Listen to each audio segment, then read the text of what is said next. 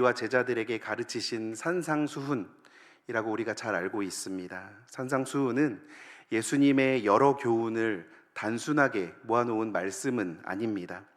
하나님 나라의 백성이 어떤 사람인지, 그리고 그 백성이 하나님 앞에서 어떻게 살아가야 하는지를 하나의 흐름 속에서 보여주는 말씀입니다.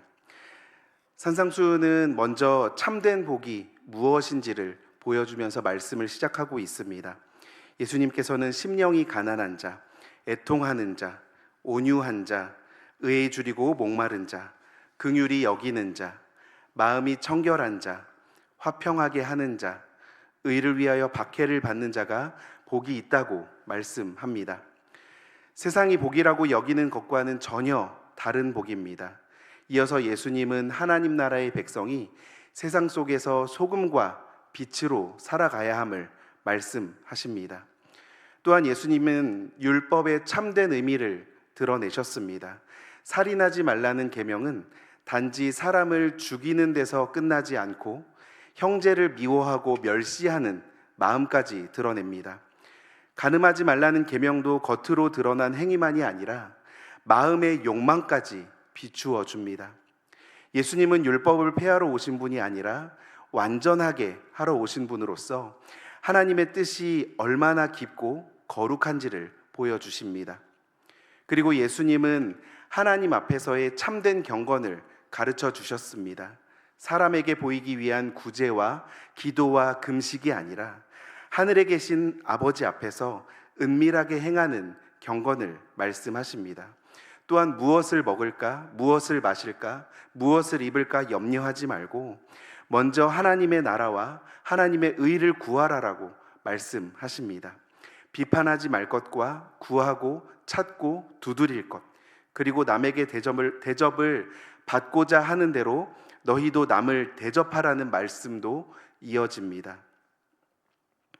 이처럼 산상수훈은 하나님 나라 백성의 복과 사명, 율법의 참된 의미, 하나님 앞에서의 경건과 삶의 태도를 차례대로 보여줍니다. 그리고 마지막에 이르러 예수님께서는 몇 가지의 강한 대조를 통해서 우리의 마음을 뜨겁게 하십니다.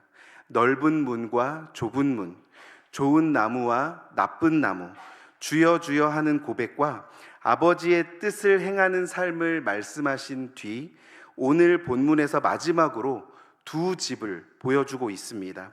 하나는 반석 위에 지은 집이고 또 다른 하나는 모래 위에 지은 집입니다.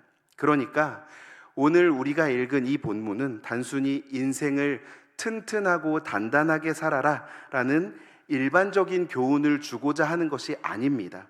어려움이 와도 말씀을 붙들면 흔들리지 않는다, 이 정도의 위로를 주고자 하는 것도 아닙니다. 물론 성도의 삶에 고난이 찾아올 때 하나님의 말씀은 우리를 붙들어 줍니다. 그러나 오늘의 본문은 그보다 훨씬 더 깊고 엄중하게 우리에게 말씀합니다. 예수님은 산상수훈 전체를 들은 사람들에게 마지막으로 이렇게 묻고 계십니다. 너희는 내 말을 다 들었다. 그렇다면 이제 너희는 무엇 위에 너희의 삶을 세울 것이냐? 사람의 기준 위에 세울 것인지, 자기 생각과 경험 위에 세울 것인지, 종교적 열심과 자기 의 위에 세울 것인지, 아니면 주님의 말씀 위에 세울 것인지를 우리에게 묻고 계시는 것입니다. 우리가 이 본문을 읽으면서 먼저 기억해야 할 것은 이 말씀은 행위로 구원을 받으라는 것이 아닙니다. 우리는 우리의 행위로 하나님 앞에 의롭다 하심을 받을 수가 없습니다. 우리의 순종이 아무리 많아도, 우리의 헌신이 아무리 깊어도 그것이 하나님 앞에서 우리를 의롭게 만드는 근거가 될 수는 없습니다. 우리는 오직 예수 그리스도의 의를 믿음으로 받아 의롭다 하심을 얻습니다. 구원의 근거는 우리의 행위가 아니라 그리스도의 십자가와 부활입니다. 그러나 동시에 이 말씀은 행위와 상관없는 믿음을 말하는 것도 아닙니다. 참된 믿음은 결코 순종의 열매 없이 홀로 남아있지 않습니다. 믿음은 살아계신 그리스도께 붙는 것이고, 그리스도께 붙은 사람은 그리스도의 말씀을 듣고 그 말씀대로 살아가게 됩니다. 순종은 구원의 근거가 아닙니다. 그러나 순종은 참된 믿음의 열매이고 증거가 됩니다. 이것을 놓치면 우리는 틀린 방향으로 걸어갈 수밖에 없습니다. 하나는 행위로 구원을 받으려는 율법주의인데, 내가 얼마나 잘했는가, 내가 얼마나 순종했는가, 내가 얼마나 열심히 신앙생활을 했는가를 붙들고 하나님 앞에 서려는 것입니다. 이것은 복음이 아닙니다. 또 하나는 순종 없는 믿음을 믿음이라고 착각하는 것입니다. 입술로는 주님을 말하지만 삶은 여전히 나의 뜻과 나의 욕망과 세상의 기준 위에 세워가는 것입니다. 이것도 복음을 들은 사람의 행동이 아닙니다. 복음은 우리를 값없이 의롭다 하시는 하나님의 은혜입니다. 그러나 그 은혜는 우리를 그냥 내버려 두지 않습니다. 하나님께서 의롭다 하신 자를 또한 거룩하게 하십니다. 그리스도께서 피로 사신 백성을 성령으로 새롭게 하시고 말씀 앞에 순종하는 사람으로 빚어가신다는 것입니다. 그러므로 오늘 본문은 행위로 구원을 받으라는 말씀이 아니라 참으로 은혜를 받은 사람의 믿음이 어디에 서 있는지를 묻는 말씀입니다. 이 질문을 가지고 본문을 보면 24절을 그러므로로 시작하는지, 왜 그렇게 시작하는지가 분명해집니다. 24절을 보도록 하겠습니다. 그러므로 누구든지 나의 이 말을 듣고 행하는 자는 그 집을 반석 위에 지은 지혜로운 사람 같으리니. 예수님은 말씀을 시작하시면서 그러므로라고 시작합니다. 다시 말해 오늘 본문의 이 두 집의 비유는 앞의 말씀과 떨어져 있는 이야기가 아니라는 것입니다. 주여 주여 하는 고백과 아버지의 뜻을 행하는 삶에 대한 말씀을 마치신 후에 예수님은 곧바로 이 비유를 들려주셨습니다. 그래서 먼저 7장 21절부터 23절까지의 말씀을 보아야 합니다. 21절부터 23절까지의 말씀을 교독하도록 하겠습니다. 나더러 주여 주여 하는 자마다 다 천국에 들어갈 것이 아니요 다만 하늘에 계신 내 아버지의 뜻대로 행하는 자라야 들어가리라.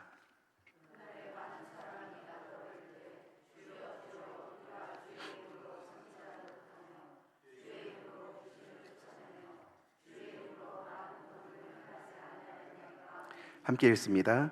그때에 내가 그들에게 밝히 말하되 내가 너희를 도무지 알지 못하니 불법을 행하는 자들아 내게서 떠나가라 하리라. 여기에 나오는 사람들은 아무것도 하지 않은 사람들은 아니었습니다. 오히려 많은 일을 했습니다. 그것도 주님의 이름으로 행합니다. 선지자 노릇을 했고 귀신을 쫓아냈고 많은 권능을 행했습니다. 겉으로 보기에는 대단한 신앙의 행위처럼 보여집니다. 그러나 주님은 그들을 알지 못한다고 말씀합니다. 왜 그렇습니까?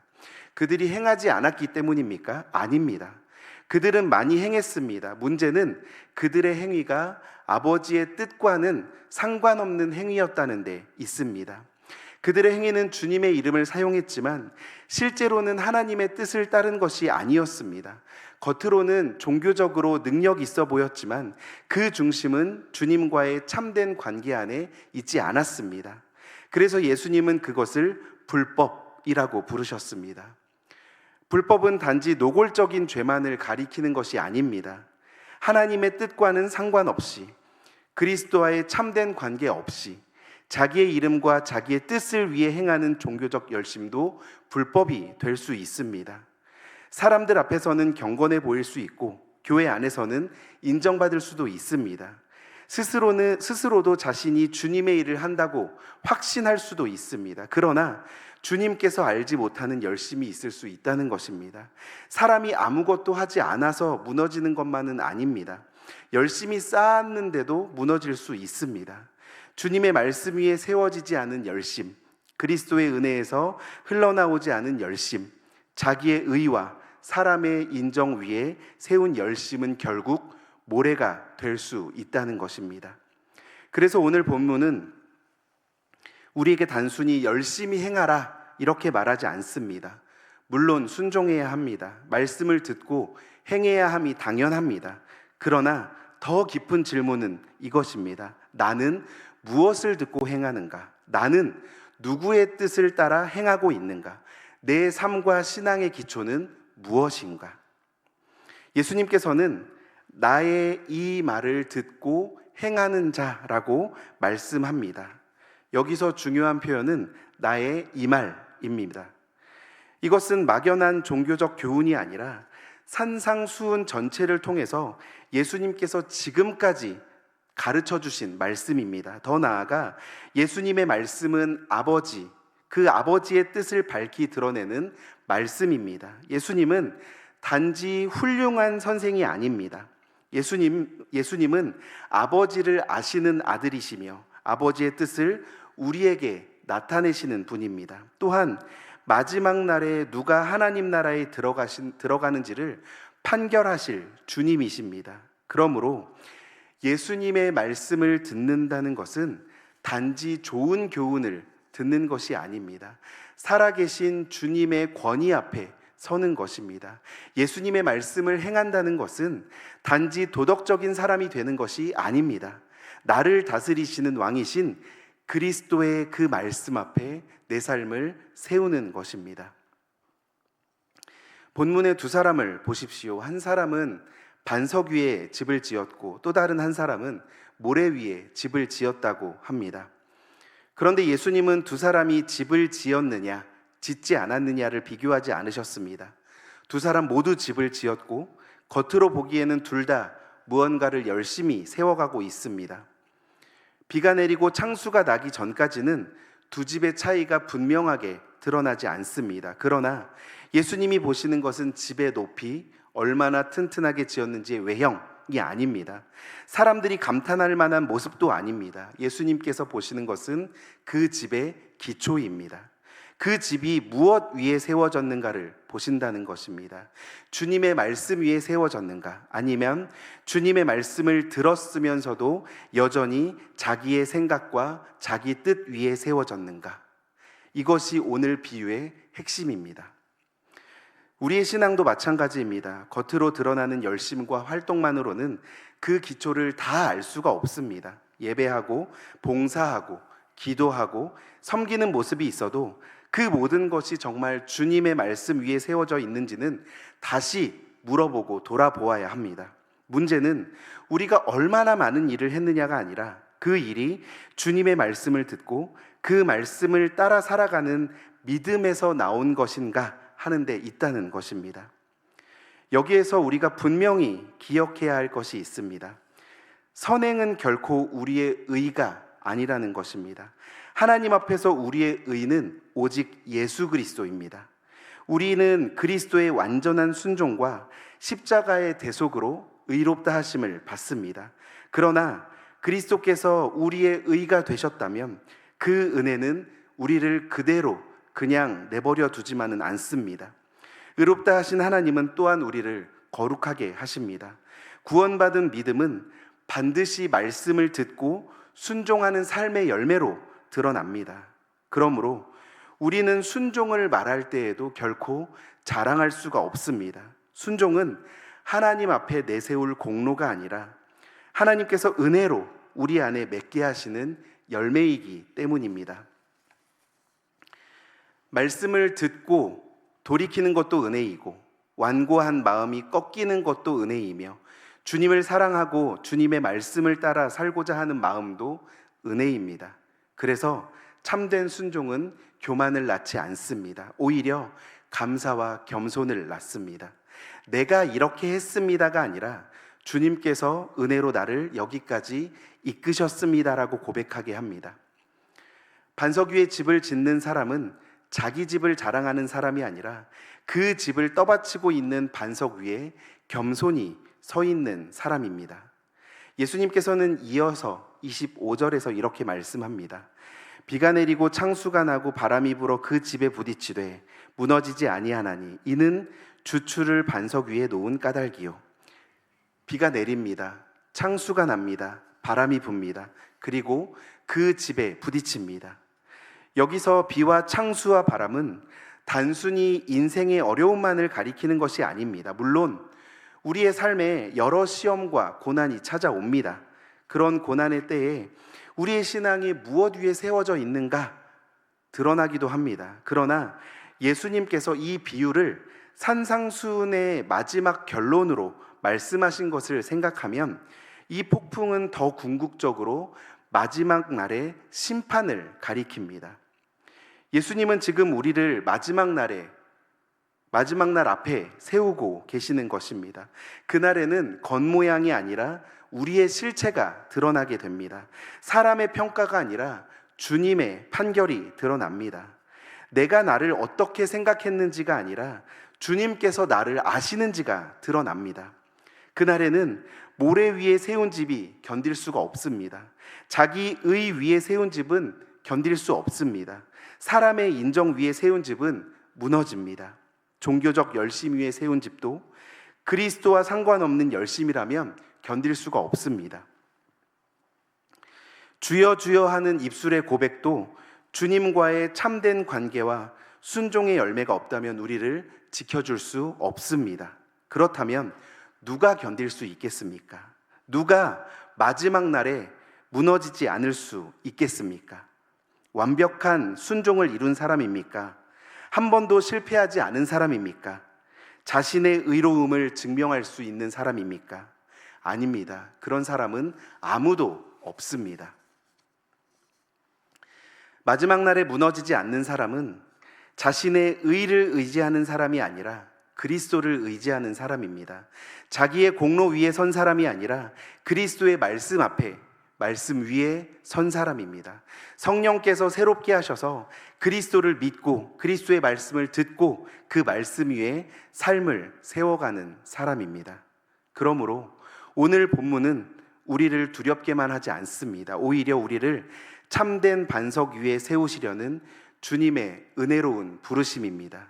우리 자신을 바라보면 우리는 두려울 수밖에 없습니다. 우리의 순종은 부족하고 우리의 믿음은 연약하며 우리의 마음은 자주 흔들립니다. 그러나 주님께서는 우리를 우리 자신의 의 위에 세우라고 하지 않으십니다. 주님은 우리를 반석 위에 세우라고 말씀하십니다. 그 반석은 나의 결심이 아닙니다. 나의 열심이 아닙니다. 나의 종교적 업적이 아닙니다. 본문에서 말하고자 하는 직접적인 초점에서 말하면 그 반석은 주님의 말씀입니다. 그리고 그 말씀은 그 말씀으로 자신을 우리에게 주시는 예수 그리스도와 결코 분리되지 않습니다.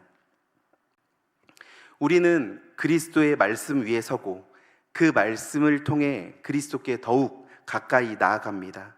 그러므로 우리는 그리스도께 더 깊이 뿌리 내려야 합니다. 그분의 말씀을 듣고 그 말씀 앞에 회개하고 그 말씀 안에서 은혜를 의지하고 그 말씀을 따라 한 걸음씩 순종하며 걸어가야 합니다. 이것이 반석 위에 집을 짓는 삶입니다. 그런데 예수님께서는 26절과 27절에서 반대의 경우를 말씀하고 있습니다. 26절과 27절을 같이 한번 읽어보도록 하겠습니다. 시작.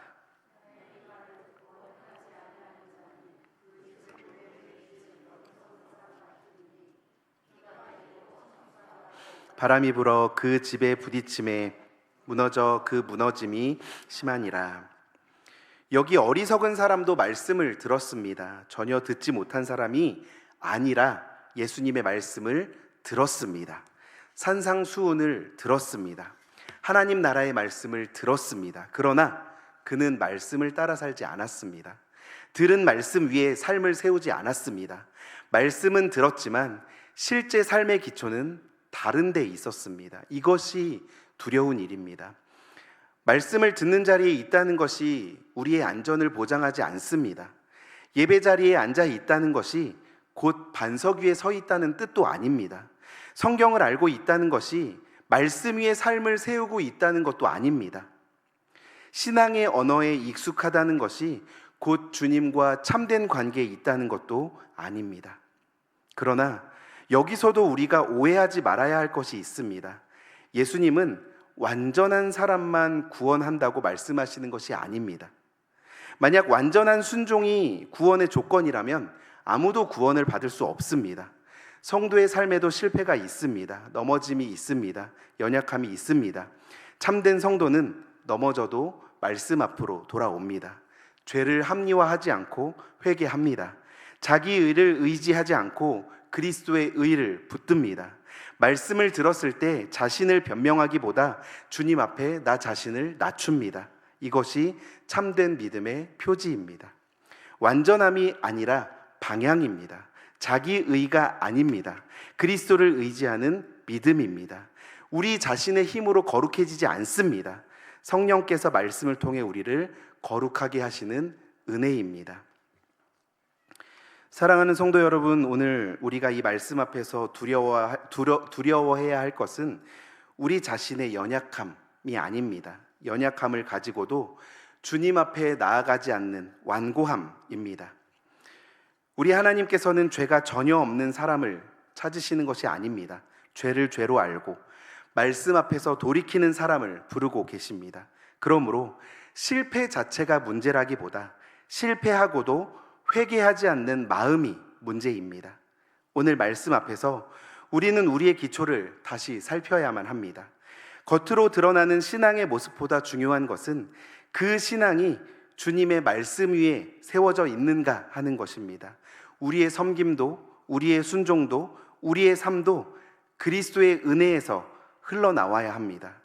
아직 비가 내리고 창수가 나기 전, 아직 주님께서 말씀하실 때, 우리가 말씀을 듣고 돌이킬 수 있을 때 주님의 말씀 앞에 정직하게 서셔야 합니다. 모래 위에 집을 세우고 있다면 내려와야 합니다. 우리 자기 의 위에 세운 집이라면 무너뜨려야 합니다.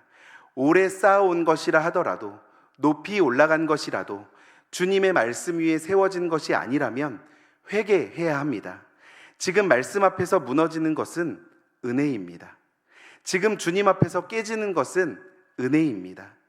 지금 우리의 의가 무너지고 그리스도를 붙들겠다고 결심하고 결단하고 고백하는 것은 구원의 은혜입니다. 그러면 우리는 어떻게 반석 위에 집을 지을 수 있습니까? 예수님께서는 아주 단순하게 우리에게 말씀합니다. 나의 이 말을 듣고 행하는 자, 말씀을 들어야만 합니다. 그리고 들은 말씀을 따라 행하며 살아가야 합니다. 그러나 이 말씀은 단순하게 더 열심히 결심하라는 뜻이 아닙니다. 우리는 우리의 힘으로 하나님의 말씀에 순종할 수 있는 사람들이 아닙니다. 우리의 마음은 죄로 인해서 굽어져 있습니다. 우리는 말씀을 들어도 내 유익에 맞게 듣고 불편한 말씀은 더 밀어내려고만 합니다. 우리는 먼저 은혜를 구해야만 합니다. 성령께서 우리의 마음을 열어주셔야 합니다. 말씀을 깨닫게 하셔야 합니다. 우리 안에 새 마음을 주셔야 합니다. 그리스도를 믿게 하시고 그리스도를 사랑하게 하시고 그리스도의 말씀을 기쁨으로 따르게 하셔야 합니다. 순종은 성령의 은혜 없이 가능하지가 않습니다. 그러나 성령께서 역사하시면 말씀은 우리 안에 능력이 됩니다. 단지 귀에 들려지는 말, 소리가 아니라 우리의 마음을 찌르고 우리의 죄를 드러내고 우리를 그리스도께로 이끌고 우리의 삶을 새롭게 하시는 능력이 됩니다. 그래서 반석 위에 짓는 삶은 매일의 삶입니다. 한 번의 결심으로 끝나는 일이 아닙니다. 주일에 말씀을 듣는 것으로 끝나지 않습니다. 말씀 앞에서 내 마음을 살피고 회개할 것을 회개하고 순종할 것을 순종하고 내려놓을 것을 내려놓고 붙들 것을 붙드는 삶입니다. 그 길은 때로 더디어 보일 수 있습니다. 말씀대로 산다는 것은 때로 손해처럼 보일 수 있습니다. 정직하게 사는 것이 어리석어 보일 때가 있습니다. 용서하는 것이 약해 보일 때가 있습니다. 자기 욕심을 내려놓는 것이 뒤처지는 것처럼 보일 때가 있습니다. 그러나 그 길이 지혜로운 길입니다. 왜냐하면 그 길은 주님의 말씀 위에 세워지는 길이기 때문입니다. 마지막 날에 무너지지 않는 길이기 때문입니다. 예수님께서는 이 본문의 비유를 통해 우리를 두렵게만 또 부담스럽게만 하지 않으십니다. 오히려 무너지기 전에 우리의 기초를 보게 하시고 참된 반석 위에 서도록 우리를 부르고 계십니다. 주님의 경고는 은혜라는 사실을 기억하십시오. 무너질 집을 무너지기 전에 보게 하시는 은혜이고, 잘못된 기초 위에 서 있는 우리를 주님의 말씀 앞으로 다시 부르시는 은혜입니다. 우리의 열심과 우리 자신의 의를 의지하지 않고 오직 그리스도와 그분의 말씀을 의지하게 하시는 은혜입니다. 그러므로 오늘 말씀 앞에서 낙심하지 마십시오. 나는 부족하니 안 되겠다 라고만 생각하지 마십시오. 주님께 나아가시기 바랍니다. 반석은 우리 안에 있는 단단함, 튼튼함이 아닙니다. 우리의 결심이나 열심이 우리를 지키는 것도 아닙니다. 본문이 우리에게 가르쳐주는 반석은 주님의 말씀입니다. 그리고 그 말씀은 우리에게 자신을 나타내시는 예수 그리스도와 분리되지 않습니다. 그분의 말씀은 흔들리지 않고 그분의 의는 완전하며 그분의 십자가는 우리에게 충분합니다. 그분의 은혜는 실패한 자를 다시 세우기에 넉넉합니다. 우리가 해야 할 일은 무너진 기초 위에서 버티는 것이 아닙니다. 주님의 말씀 앞으로 나아가는 것입니다. 말씀 앞에 우리의 마음을 열고 그 말씀에 우리의 삶을 맡기는 것입니다. 성령께서 우리 안에 순종의 열매를 맺게 하시도록 은혜를 구하는 것입니다. 오늘 예수님께서 우리에게 물으십니다. 너는 무엇 위에 서가고 있느냐? 너는 무엇 위에 서 있느냐? 이 질문 앞에서 우리의 대답이 사람 앞에서의 대답이 아니라 하나님 앞에서의 대답이 되기를 바랍니다. 우리의 집이 높아 보이는가 보다 우리의 집이 반석 위에 서 있는가를 살피게 되시기를 바랍니다. 우리의 신앙이 화려해 보이는가 보다 우리의 신앙이 그리스도의 말씀 위에 세워져 있는가를 살피게 되기를 바랍니다. 마지막 날에 비가 내리고 창수가 나고 바람이 불 때 사람의 인정은 우리를 붙들 수가 없습니다. 우리의 업적도 우리를 세울 수 없습니다. 우리의 종교적